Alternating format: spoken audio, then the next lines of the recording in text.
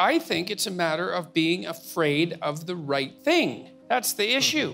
I decided a long time ago, partly from reading Solzhenitsyn, that I was going to try to be very careful with my words, and I was only going to say things that I thought, well, to begin with, weren't lies, let's say. I was going to try to formulate my thoughts truthfully. And the reason I decided that was because I thought that the opposite was hellishly dangerous. And I really believe that. I truly believe that. If I say things and I think they're true and they get me in trouble, then I think that's not as much trouble as I would have got into if I would have said something that wasn't true. Like, it might be more trouble right now. Who knows, right? Because you don't know how these things are going to turn out. I had this interview, most of you know about it, with Kathy Newman from Channel 4, right? And that was a pretty strange experience. So what you're saying is it was a great interview. Yeah, exactly. And, you know, she was pretty professional when we went to the studio, like someone like that is professional, kind of hard surface and glossy and media presentable, you know, the TV turns you into that. And she was perfectly polite in a professional way until the camera went on, and then she went after me. And then the whole interview went the way it went, and I had like 20 interviews that day. And so I walked away from that and I thought, oh God, they're gonna take 7 minutes of that and, you know, broadcast it and make me look like a complete monster, and that'll be the end of that. And that is exactly what they did, except they also posted the entire thing on YouTube, not knowing at all that it was a train wreck.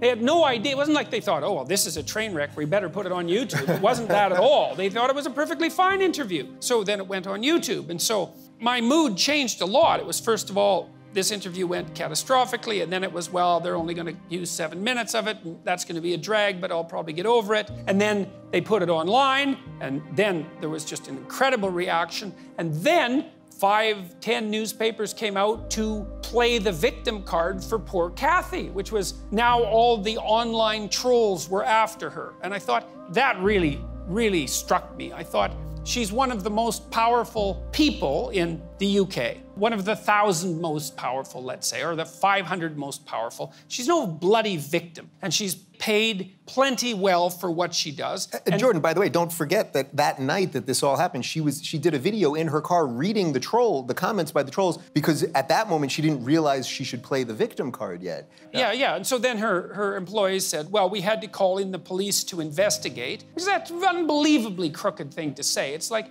anybody can call in the damn police to investigate anything. Well, what constitutes a credible threat? There are ways of assessing credible threats. You know, they have to be direct and detailed. That's how you assess suicidality, for example. If you tell me that you have a plan, you know when you're going to do it, you know where, you have a gun, you've thought it through, it's like, that's a credible threat.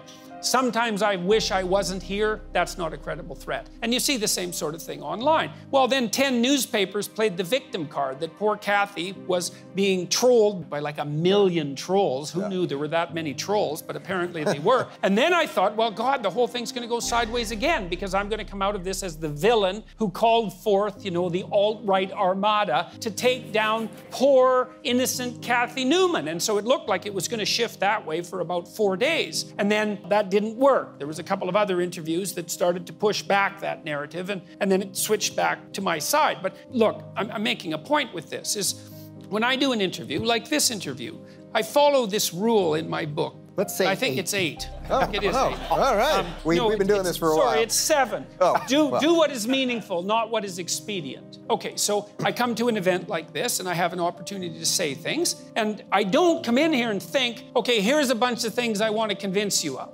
I don't care if you're convinced. It's not like I don't care about you in the sense that you care for people and hope the best for them, but I don't care if you're convinced. That's not what I'm here for. What I'm here for is to hear the questions and try to figure out what I think about them, and then to say that, and then to see what happens. Who the hell knows what's gonna happen? But if the world is properly constituted through truth, then faith is the willingness to have faith in truth. And so then you say what you believe to be true. And then some things happen.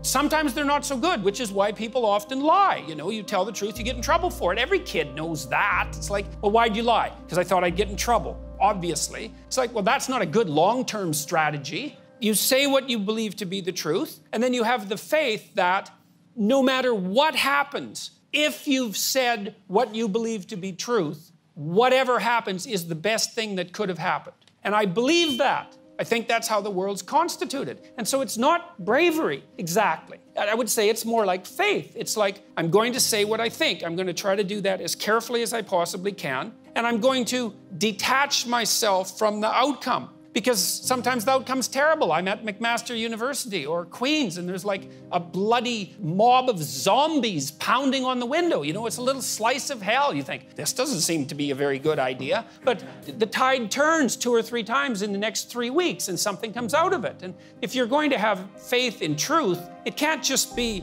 did I get what I want in the next second? That's not faith. It's like, no, this is the other thing too that you got to understand. Without truth, you don't have the adventure of your life. If you tell the truth, that means you're revealing your being. That's what you're doing when you're telling the truth. And when you reveal your being, then you're living in the world. You're there, you're present, right? That's being there, let's say. That's you. That's your destiny. That's your journey. That's your adventure. That's what's going to justify your life. The adventure. It's not going to be easy. And if you hide from your truth, well, then you hide from yourself. And then you're not even there. And then who the hell are you? What are you? The puppet. You're the puppet of some coward. You're the puppet of some dictator or some second-rate philosopher, some idiotic idea or a bully you were afraid of in grade 6. God only knows. But it's not you living your life. And then you lose your life. And you lose your soul too. That's what I'm afraid of. You know, journalists, well, they try to take me down. It's like, yeah, well, that's annoying, and it usually takes me 3 days to recover. But compared to not having my life and not saying what I have to say, that's nothing. It's minor inconvenience. If you can just withstand it, 2 weeks, you get mobbed. You guys might all need to know this. You're going to get mobbed on social media. Okay, so what do? Unless you did something wrong. Don't apologize. That's the first thing, because then no one can come to your defense. So don't apologize. Maybe you even double down carefully, not vengefully, right? Carefully. You say, no, that's what I meant. And if you don't like it, too bad. And you get mobbed. Then you apologize, a different mob comes after you. That's not helpful, and no one can defend you. If you can hold out for 2 weeks, you'll win. Now, it's a pretty brutal 2 weeks, because, you know, if you're a reasonable person and 100 angry neighbors show up at your door with pitchforks, you might be thinking there's something wrong with you, you know, like you think that unless you're psychopathic. And you think, well, maybe I made a mistake. And it's easy to waver and to back down. And maybe you're also afraid. But, you know, if you scoured your conscience and you're careful and you said what you had to say, then leave it lie. And they'll throw, the people who are playing this game will throw everything they can at you for 2 weeks. And if it doesn't stick, you're done. And then the next time they try it, it doesn't work as well as it did the first time. And by the 50th time they try it, like as far as I can tell, carefully, the people who have enmity for me are out of ammunition. They're done. I read hit pieces now and I think, oh, you just copied the hit piece from 2 months ago. It's like, I'm perfectly habituated to that. They're out of ammunition. And maybe someone creative could still come up with some more ammunition. Maybe that'll happen at the Q&A. But it's not bravery, man. It's faith in the redeeming power of truth, and that's different.